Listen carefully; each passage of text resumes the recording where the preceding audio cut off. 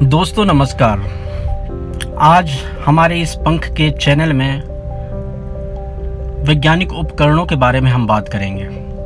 दोस्तों, वैज्ञानिक उपकरणों का हमारी ज़िंदगी में बहुत बड़ा योगदान है। हम जिंदगी के हर हिस्से में वैज्ञानिक उपकरणों से ही फ़ायदा उठाते हैं, भले ही हम उन फ़ायदों के पीछे छुपे वैज्ञानिक उपकरणों को नहीं जानते।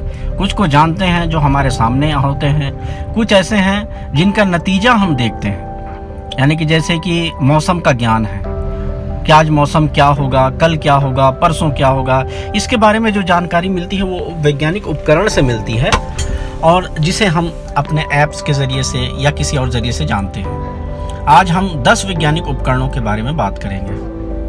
दोस्तों, वैज्ञानिक उपकरण हमारी ज़िंदगी के हर हिस्से में शामिल है, जैसा कि मैंने बता चुका हूँ। इसके बारे में हमें जानने की क्यों ज़रूरत है?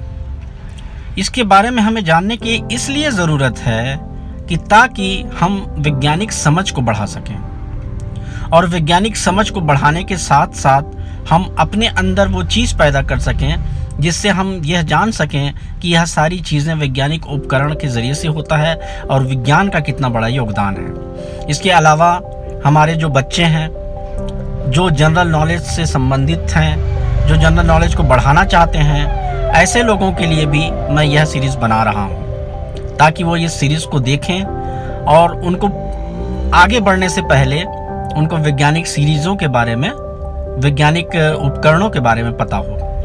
तो दोस्तों, आज के पहले 10 वैज्ञानिक उपकरण हम आज बात करेंगे, जिसमें से पहला है आमीमीटर।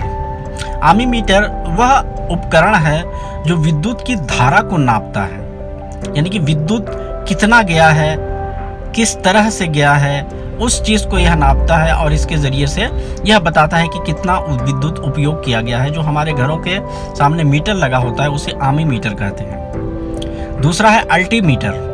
अल्टीमीटर का उपयोग विमानों की ऊंचाई मापने के लिए, यानी कि ये ऊंचाई मापने के लिए इस मीटर का प्रयोग किया जाता है, जिससे पता चलता है कि कौन सी वस्तु कितनी ऊपर है।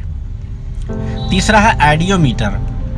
आइडियोमीटर ध्वनि की तीव्रता को मापने हेतु प्रयुक्त यंत्र है। इसके ज़रिए से ध्वनि की तीव्रता को मापा जाता है कि किस तीव्र गति से यह ध्वनि आई है और क्या यह नुकसान होता है या इससे फ़ायदा होगा। चौथा है आइडियोफोन। आइडियोफोन हम सभी जानते हैं, जिसे ईयरफोन भी कहा जाता है। हम अपने कानों में लगाकर आवाज़ को सुनते हैं, यह भी एक वैज्ञानिक उपकरण है। पांचवा है एनीमोमीटर। एनीमोमीटर वायु की शक्ति को मापा जाता है इसके ज़रिए से। जैसे कि आप जगह जगह देखे होंगे, इस तरह के लगे होते हैं जैसे फोटो में दिखाया गया है। इसके ज़रिए से वायु की शक्ति को मापा जाता है। छठवां है एवोमीटर। एवोमीटर रेडियो में उत्पन्न दोष का पता लगाता है कि इस ध्वनि में क्या दोष है, इस चीज़ का पता इस एवोमीटर के ज़रिए से चलता है। सातवां है एरोमीटर। एरोमीटर वायु तथा गैसों के भार को इसके ज़रिए से मापा जाता है कि इस वायु का या इस गैस का कितना भार है या कितना घनत्व है, इस चीज़ को मापा जाता है। यह 7 उपकरण आपको पता चल चुके हैं। इन 7 उपकरणों को याद करिए।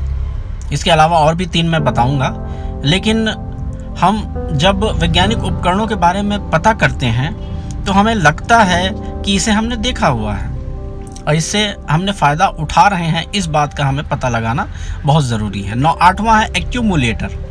एक्यूमुलेटर विद्युत ऊर्जा को संचित करने वाला यंत्र है, यानी कि कितनी विद्युत ऊर्जा बन रही है उसको संचित इस एक्यूमुलेटर के ज़रिए से किया जाता है। यह छोटे मात्रा में भी होता है, बड़ी मात्रा में भी होता है। फिर 9वां है एस्केलेटर। एस्केलेटर चलती हुई यांत्रिक सीढ़ियाँ होती हैं, जिसे आप एयरपोर्ट, जिसे आप रेलवे स्टेशन, जिसे आप मॉल्स या बड़े बड़े महलों में देखते हैं। इसके ज़रिए से हम इंसान चढ़कर ऊपर जाते हैं। ये चलती हुई यांत्रिक सीढ़ियाँ होती हैं। 10वां है एपिकायोस्कोप। एपिकायोस्कोप अपारदर्शी चित्रों को पर्दे पर दिखाने वाला काम आता है। जैसे कि आप देखते होंगे कहीं कहीं जो पर्दे पे चित्र चलते रहते हैं, वो एपिकायोस्कोप के ज़रिए से चलता है। एपिकायोस्कोप उस अपारदर्शी चित्र को हमें पर्दे में दिखाता है, जैसे सिनेमा हॉल्स हो गए या कोई प्रोग्राम्स होते हैं उसमें जो है ना दिखाया जाता है। तो दोस्तों ये आज के 10 वैज्ञानिक उपकरण थे, इन्हें याद कर लीजिए और मेरे इस चैनल को भी सब्सक्राइब कीजिए, लाइक कीजिए, शेयर कीजिए और आगे भी इसी सीरीज़ में हम तकरीबन 200 उपकरणों के बारे में हम आपको जानकारी देंगे। उन उपकरणों को जानकर आप अपनी ज़िंदगी को, विज्ञान को समझने के लिए एक सुगमता हासिल कर सकते हैं। तो दोस्तों आज के प्रोग्राम में इतना ही। आप सब खुश रहें और अपने ज्ञान को बढ़ाते रहें। जय हिंद, जय भारत।